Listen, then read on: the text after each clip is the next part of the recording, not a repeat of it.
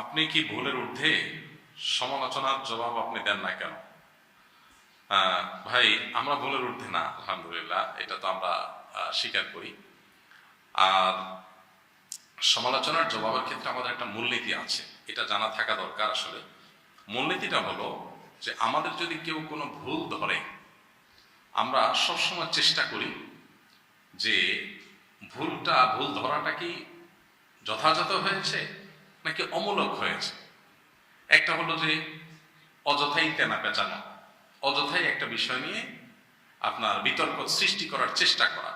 আরেকটা হলো না, একবারে টু দ্য পয়েন্ট, একটা সুনির্দিষ্ট স্পেসিফিক ভুল হয়েছে। এই দুইটার ভিতরে যদি আমরা দেখতে পাই যে কোনোটি আসলে সমালোচনাটা যথার্থ হয়েছে, আমাদের আসলে ভুল হয়েছে, সাথে সাথে আমরা যেটা করি, আমরা পাল্টা একটা বক্তব্য, একটা লেখনী দিয়ে আমাদের ভুলের বিষয়টাকে আমরা স্বীকার করি এবং পূর্ববর্তী যেটা আমাদের ভুল বক্তব্য ছিল সেটা আমরা প্রত্যাহার করি। এটা আমাদের একটা কমন নিয়ম, অনেকে হয়তো জানেন না। এর আগে আমরা আর্টিফিশিয়াল মেহেদি এটা ব্যবহার করলে উজু হবে কিনা আমরা বলেছিলাম উজু হবে না, কিন্তু পরবর্তীতে আমরা এটা নিয়ে আরো পড়াশোনা করলাম, বিভিন্ন ওলামা ইকরামের ফতোয়া আমাদের সামনে আসলো, তখন আমাদের কাছে পরিষ্কার হয়ে গেছে যে আমাদের আগে একটা ভুল ছিল। আর্টিফিশিয়াল মেহেদি এটা ব্যবহারের ফলে আমাদের ত্বকের উপরে যে আলাদা একটা স্তর পড়ে যায়, লেয়ার পড়ে যায়, মনে হয় লেয়ার পড়ে গেছে বলে মনে হয়, এবং সেটা দেখা যায় খুশি খুশি পড়ে। তো এটার কারণে অজু হবে না আমরা বলতাম, কিন্তু পরবর্তীতে আমরা এটা নিয়ে আরো ঘাটাঘাটি করলাম, জানাশোনা যখন আরো বাড়লো তখন দেখলাম যে না, এটা আসলে কেমিক্যালের কারণে চামড়ার উপরে থাকা একটা সূক্ষ্ম লেয়ার আসলে পুড়ে এটা পড়ে যায়। এটা মূলত ওই আর্টিফিশিয়াল মেহেদির কারণে লেয়ার তৈরি হয়েছে, যার কারণে চামড়ায় পানি পৌঁছাচ্ছে না, বিষয়টা সেরকম না।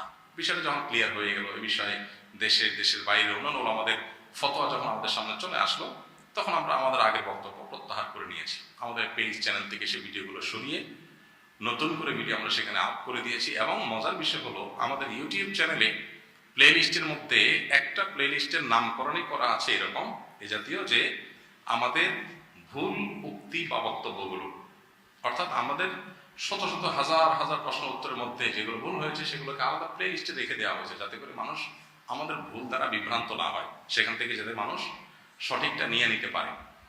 তো আমাদের কোনো সমালোচনা যদি যথাযথ হয়, মনে হয় আমাদের কাছে যে আসলে এটা আমাদের ভুল হয়েছে, তো সাথে সাথে আমরা সেটা নিজেরা সংশোধন করি, এবং সংশোধন করতে আমরা দেরি করি না, যত দ্রুত সম্ভব সেটা আমরা করি। আর এটা ইসলামের একটা সৌন্দর্য। আমরা তো সাধারণ মানুষ, আমরা তো তালিব ইলম মানুষ। বড় বড় ইমামগণের যে সমস্ত বক্তব্য ছিল, মাসআলা ছিল, অবস্থান ছিল, সেগুলো থেকে তারা ফিরে এসেছে, এরকম হাজারো নজির আছে, লাখো নজির আছে। তাদের ফিরে আসাটা অবশ্য বেশিরভাগ ক্ষেত্রে ইজতিহাদি কারণে, আবার অনেকের ভুল থেকে ফিরে আসা বা নিজের অবস্থান থেকে ফিরে আসাটা ছিল আপনার ইনফরমেশনগত গ্যাপের কারণে, যে একটা জিনিস জানা ছিল না, তিনি জানছেন, তিনি ফিরে আসছেন। আরেকটা হলো যে না, একটা বিষয়কে তিনি এক অ্যাঙ্গেল থেকে দেখলেন, পরবর্তীতে ভিন্ন অ্যাঙ্গেল থেকে দেখলেন, তার কাছে মনে হলো এটা পরিষ্কার, এটা সঠিক। ইজতিহাদগত ব্যাপার, বড় বড় ইমামদের কথা বলছি। এই জন্য তাদের দেখবেন যে একই মাসআলার ক্ষেত্রে কয়েকটা মত আছে, একটা মত আগের ছিল আর একটা মত পরের হয়েছে। এটা ইসলামের সৌন্দর্য। শেখ নাসিরউদ্দিন আলবানী রহমতুল্লাহ আলাইহি সমকালীন যুগের মুহাদ্দিসদের মধ্যে বেশ সুপরিচিত একজন মুহাদ্দিস। হাদিস নিয়ে তার অনেক কাজ, বিপুল পরিমাণ কাজ আছে আমরা জানি। তো এত বেশি কাজ, এত বেশি আপনার কর্মযজ্ঞ, এত বেশি তালিফাত, লেখালেখি, তার বড় বড় মানে ভলিউম এক একটা সাবজেক্টের উপরে তার বই লেখা, কিতাব লেখা। এরপরও তার জীবনে যে সমস্ত মতামত থেকে তিনি ফিরে এসেছেন, আগেরটা তিনি সঠিক মনে করেননি, পরেরটা সঠিক মনে করছেন, এই মতামতগুলোকে কয়েক ভলিউমের একটা কিতাবে লেখা হয়েছে, যেটার নাম হলো তারাজুআতুল আলবানী। সম্ভবত 4 খণ্ডের একটা কিতাব, মানে কতগুলো একত্র হয়েছে। তো এটা ইসলামের সৌন্দর্য। আমাদের কোনো ভুল কেউ ধরলে প্রশ্নকর্তা ভাই যেরকম মনে করছেন যে আমরা কোনো পাত্তা দেই না, আসলে ব্যাপারটা সেরকম না ভাই। কোনো ভুল যদি মনে হয় যে আমাদের আসলে ভুল হয়েছে, ইনফরমেশন একেবারে সুস্পষ্ট ভুল, আমরা সেটার সাথে সাথে সংশোধন করি। এরকম নজির আপনি আমাদেরকে যারা নিয়মিত ফলো করেন তারা দেখবেন যে অহরহ আছে। আমাদের এই যাবৎ প্রশ্নোত্তরের সেশন যেগুলো হয়েছে আমাদের পেজে লাইভ অনুষ্ঠানে, 200, এখন প্রায় 250 মতো, 250 হতে যাচ্ছে পর্ব। তো প্রত্যেকটা পর্বে যদি এভারেজে আমরা 50 থেকে 60টা প্রশ্ন উত্তর দিই, সেক্ষেত্রে কত হাজার প্রশ্ন হয়। আর অন্যান্য যত প্রশ্নোত্তরের সেশন আছে সব একসাথ করলে হয়তো আমাদের 20-30 হাজার প্রশ্ন উত্তর পর্যন্ত মিনিমাম দেওয়া হয়েছে। এই 20-30 হাজারের ভিতরে আমাদের 20-50টা বা 100-150টা মাসআলাতেও ভুল হওয়াটা অস্বাভাবিক নয়। আমরা মানুষ, সেই হিসাবে আল্লাহ মাফ করুক, অহংকার থেকে আমাদের কোনো কেউ সমালোচনা করলে আমরা সাথে সাথে করি। কিছুদিন আগে আমাদের একটা গত রমজানের একটা বক্তব্যের পর এক ভাই আমাকে একটা ক্লিপ দিলেন যে আমরা বলেছিলাম যে ফিতরা রমজানে ঈদেতে যে আমরা ফিতরা আদায় করি, যাকাতুল ফিতর বা সাদকাতুল ফিতর, এটা হাদিসের ভাষ্য হলো মান আদ্দাহা ক্বাবলা সালাতি ফাহিয়া সাদাকাতুন মাকবুলা ওয়া মান আদ্দাহা বা'দা সালাতি ফাহিয়া সাদাকাতুন মিনাস সাদাকাত।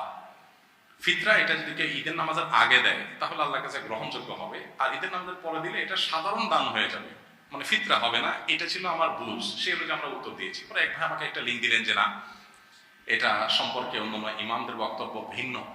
প্রায় সব ইমামরাই বলেছেন যে পরে দিলে আদায় হবে, অবশ্যই সেটা অনুত্তম হবে, আল্লাহর কাছে সেটা উত্তম নয়, সুন্নাহ নয়, সেটা নিয়ে অনেক কথা বলা যায়, কিন্তু আদায়ই হবে না ফিতরা, ব্যাপারটা সেরকম ইমামরা বলেন নাই। পরে আমরা দেখলাম যে হাদিসের বিভিন্ন ব্যাখ্যা ওলামা একরাম করেছেন, আমরা সেটাকে সাথে সাথে প্রত্যাহার করে পাল্টা বক্তব্য দিয়েছি। তো এটা আমাদের একটা রুটিন কাজ, যেটা হয়তো অনেকে জানেন না, এই জন্য মনে করেন যে আমরা বোধহয় কোনো সমালোচনার আমলে নেই না, আমরা বোধহয় সব জানতা সংসদ ভেবে বসে আছি। না, আমাদের ভুল ধরলে কেউ আমরা খুব শ্রদ্ধার সাথে সেটাকে মেনে নিই এবং স্বীকার করি, তবে এটা নিয়ে খুব বেশি হইচই করার কোনো প্রয়োজন আসলে আমরা মনে করি না। ভুল কে ধরলো এটা ব্যাপার না। অনেক এই যে ফিতরা বিষয়টা যে ভাই ভুল ধরেছেন, এই ভাইকে আমি চিনি না এবং পরিচিত কোনো মুখ না, একদম সাধারণ কোনো আলেম। আলহামদুলিল্লাহ, যখন লিঙ্কটা আমাদের কাছে আমরা তাহকিক করলাম, দেখলাম হ্যাঁ ওনারটাই সঠিক, আমার সাথে সাথে স্বীকার করে নিয়েছি। তো এটা তো ইসলামের সৌন্দর্য, আলহামদুলিল্লাহ। এক্ষেত্রে আমরা কোনো বাজ বিচার করি না। আর যে ভুল আমাদের কাছে মনে হয় যে এটা আসলে ভুল না, যে ভুল ধরাটা আমাদের কাছে মনে হয় আসলে ভুল না, এটা হলো তেনা পেঁচানো, এটা হলো অহেতুক একটা বিষয় বোঝার পরও আপনার সেটাকে নিয়ে জাস্ট একটা বিতর্ক তৈরি করার চেষ্টা, সেটাকে আমরা ইগনোর করে যাই। কারণ আমি যদি কোনো কিছু ভুল না করি, কে বললো না বললো কি বললো এটাতে আমার কিছু আসে যায় না। আল্লাহ দেখবেন আমার অন্তরের হালত।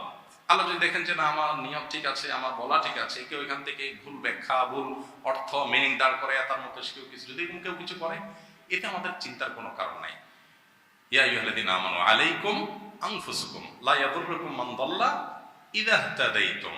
আল্লাহ বলেছেন তোমরা নিজেরা যদি হকের উপরে থাকো, তাহলে তোমার কথার ভুল ব্যাখ্যা দিল কেউ, অথবা কেউ নিজে গোমরা হয়ে সে তোমার কোনো বিতর্ক সৃষ্টি করার চেষ্টা করলে, তো তোমার কিছু আসা যাবে না। তুমি নিজে ঠিক আছো কিনা, বাইনাকা ওয়া বাইনা আল্লাহ, তুমি ক্লিয়ার কিনা, তুমি আল্লাহর কাছে পরিষ্কার কিনা যে তুমি যা বলেছ সেটা তোমার ইন্টেনশন কি ছিল, নিয়ত কি ছিল, তোমার মন্তব্য সঠিক ছিল কিনা, তুমি সঠিক আছো। আরেকজন সেটা নিয়ে ঝামেলা তৈরি করার চেষ্টা করছে, কথা বাড়ানোর চেষ্টা করছে, এটা তোমার কিছু আসবে যাবে না। তা আমরা এই উসুলটা মেনটেন করি। যদি মনে হয় ভুল পরিষ্কার, সেটা আমরা সাথে সাথে ক্যাচ করে নেই। আর যদি মনে হয় ভুল নয়, তখন আমরা ও আরিদ আনিল জাহিলি, আমরা এটার উপর আমল করি, আমরা সেটাকে ইগনোর করে নিজের মতো কাজ করে যাই। এবং এই পদ্ধতিটা ডক্টর আব্দুল্লাহ জাহাঙ্গীর রহমতুল্লাহের কাছ থেকে মূলত আমি হাতে কলমে শিখেছি। স্যারকে বলতে শুনতাম, স্যার বলতেন যে দেখেন, জবাব দেওয়ার পিছনে যদি আমরা সময় ব্যয় করি তাহলে আমরা কাজ করতে পারবো না। কারণ দেখা যাবে যে আজকে একজনে একটা বলবে, কালকে আরেকজনে একটা বলবে, তখন এটা কিছু মানুষ একটা কাজ বানায় নিবে হয়তো কোনো কারণ ছাড়াই, শুধুমাত্র আপনার সময় নষ্ট করার জন্য। শয়তান আপনাকে আরেকটা কাজে ফোকাস নষ্ট করে এঙ্গেজ করে রাখার জন্য আপনাকে এই কাজে লাগিয়ে রাখবে, কোনো দরকার নেই। আমার যদি ভুল হয় আমি সাথে একটা কারেকশন করে সামনে আগাবো, ভুল নাই হয় নাই, অহেতুক একজন মানুষ পেঁচাচ্ছে, আমি সেটা ইগনোর করে চলে গেলাম। এই মূলনীতিটা জীবন চলতে আমাদেরকে অনেক বেশি সাহায্য করবে, বিশেষ করে আমাদের জীবনে প্রোডাক্টিভিটি বাড়াতে, জীবনের সময়ের অপচয় রোধ করতে অনেক বেশি সাহায্য করবে। আমরা অনেকে দেখবেন সোশ্যাল মিডিয়াতে বিতর্ক নিয়ে পড়ে থাকি একেবারে দিনকে দিন, ঘন্টায় ঘন্টা, উদ্দেশ্যহীনভাবে।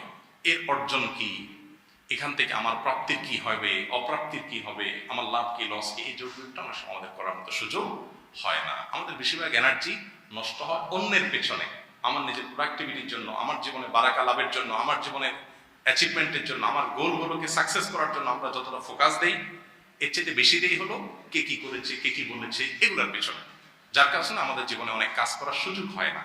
এই জন্য ভাই, এই মূলনীতিটা আমার তো মনে হয় যে আমরা অন্যরাও যদি অনুসরণ করি তাদের জীবনে কাজে লাগবে।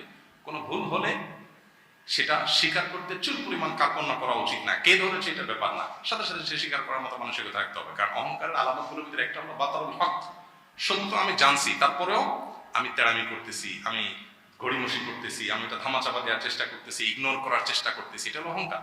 সত্য জানছি, সাথে সাথে আমি স্বীকার করবো, ও আচ্ছা তাহলে আমি বলেছিলাম, ঠিক আছে, এটা আলহামদুলিল্লাহ। তো এটা ইসলামের সৌন্দর্য আলহামদুলিল্লাহ। আমাদের দেশটা তো এমন যে আমাদের দেশে হাফেজ সাহেবরা তারাবির নামাজে লোকমা খাইলে মুসল্লিরা মনে করে এই হুজুর অযোগ্য, যার কারণে হাফেজ সাহেবরাও দেখছে যে মুসল্লিরা যখন এত বেশি চালাক, তা আমরা একটু আরো বেশি চালাকি করি। কারণ ইমাম তো ইমাম, মুসল্লি তো মুসল্লি, মুসল্লি যত চালাকি করুক না, ইমামের চাইতে তো ইমামতি নামাজ রিলেটেড বিষয় তো চালাকি করে পারবে না। তো হাফেজ সাহেবরা অনেকে নেগোসিয়েশন করে নেয় যে ভাই তুই আমার লোকমা দিবি না, আমি তোর লোকমা দেবো না, আমার যেটা মিস হয়ে যাবে ওইটা তুমি পরে রিকভার করে নিবা, বা আমরা আলাপ করে রিকভার করে নিব। এই বেহুদা পাবলিক যাতে এটা নিয়ে তেনা বাঁচাতে না পারে, এই জন্য আমরা এই পলিসি করলাম। অনেক হাফেজ সাহেবরা এরকম নেগোসিয়েশন করে নেয়। তো অতি চালাকের যে অবস্থা হয় সে অবস্থা হয় আর কি। অথচ নামাজের মধ্যে ভুল হওয়াটা স্বাভাবিক, আলেমের ভুল হওয়াটা অস্বাভাবিক নয়, কিন্তু সেটাকে আমরা অনেকে এটাকে নিয়ে আমরা অনেক বড় করে দেখি, যার কারণে আমাদের দুর্দশা হয়। আপনি হারাম শরীফে দেখবেন মক্কাতে ইমাম সাহেবদের অনেকের কেরাতে ভুল হয়, এমন এমন ভুল হয়, সূরা কাফিরুনের মধ্যে ভুল হচ্ছে বারবার লোক মানে ছেড়ে ধরতে পারতেছেন না, সূরা ফাতিহাতে একবার ভুল হওয়ার রেকর্ড আছে। তারপরে যে আরো এমন এমন ভুল আছে যে 3বার 4বার লোকমা দিচ্ছে আর ওই লোকমা নিতে পারতেছেন না, এই অবস্থা। তারপরে উনি ওইভাবে নামাজ পড়তেছেন, কোনো অসুবিধা হচ্ছে না, ওনার চাকরি কোনো অসুবিধা হচ্ছে না। আমাদের দেশে হলে এই ইমাম 1 মাসের ভিতরে বিদায় হয়ে যেত। তো আমরা এই দেশের মানুষ, আলেমদের ক্ষেত্রে আমাদের কিছু মানুষের মানসিকতা, আলেমরা হলো তারা হলো ভুলের ঊর্ধ্বে, তাদের কোনো ভুল হইতে পারে, আলেমদের আবার ছেলে মেয়ে হইতে পারে, এটা মানুষ চিন্তাই করতে পারে না। এটা হলো একটা মানসিকতা। আরেকটা মানসিকতা হলো যে ছেলে মামা কোনো ভুল না, মানে মেন্টালিটিটা বোঝানোর জন্য বলছি। আরেকটা হলো যে আলেমদের ক্ষেত্রে এত বেশি নেগেটিভ মানসিকতা রাখা যে তাদের পজিটিভ জিনিসগুলোকে দোষ হিসাবে দেখার চেষ্টা করা। এই দুইটাই প্রান্তিকতা আমাদের মধ্যে আছে। হেদায়েত দান করুন ভাই। আমাদের ভুলের ক্ষেত্রে আমাদের একটা মূলনীতি আছে, সেটা আপনার প্রশ্নের প্রেক্ষিতে আমরা জানিয়ে দিলাম।